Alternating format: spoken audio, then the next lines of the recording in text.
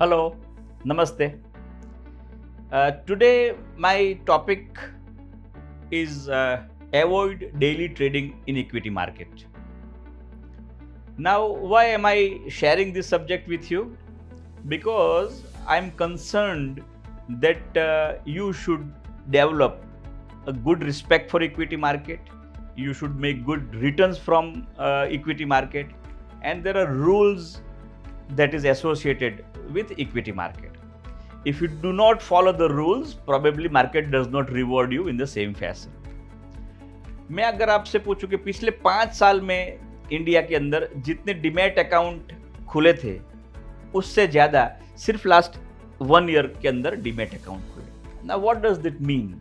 That means the awareness is increasing, the participation in stock market increasing. New generation is very actively engaging themselves into stock market trading.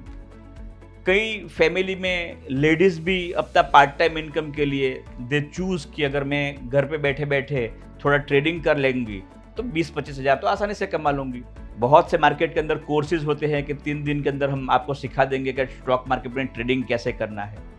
अगर इतना आसान होता तो मेरे ख्याल से the GDP of the world would have been much higher and different than what it is today. I am going to share today a very interesting data of 40 long years, 40, that I have been able to gather from a research that is recently published. So 40 साल के अंदर, एक साल के अंदर 250 working days होते हैं. And those 250 working days we are assuming they were the stock market there, so session था, market was operating. So 40 साल के अंदर 10,000 days हमने ट्रेडिंग किया है. 10,000 days ट्रेडिंग किया है. And now I am going to share the impact of wealth building and wealth destruction to the investor.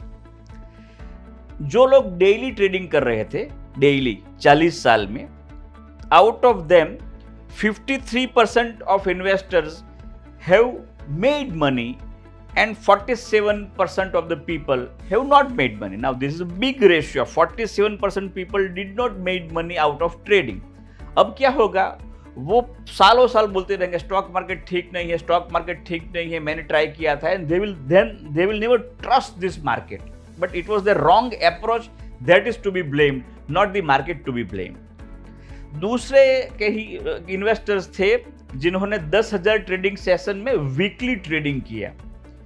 तो आउट ऑफ वीकली ट्रेडिंग करने वालों में से 56% of the people have made positive wealth and 44% of the people have made negative wealth. कई लोग ऐसे होते हैं जिन्होंने मंथली किया कि मंथ में एक बार ही ट्रेडिंग करने का, मंथली ट्रेडिंग करने थे 10,000 डेज के अंदर, तो उन्होंने 61% of the people have made positive wealth, 39% of the people have made negative wealth. कई लोग ऐसे होते हैं जिन्होंने क्वार्टरली ऑप्ट किया कि 3 महीने में एक बार ही ट्रेडिंग करूंगा, जस्ट 3 मंथ ओनली वंस,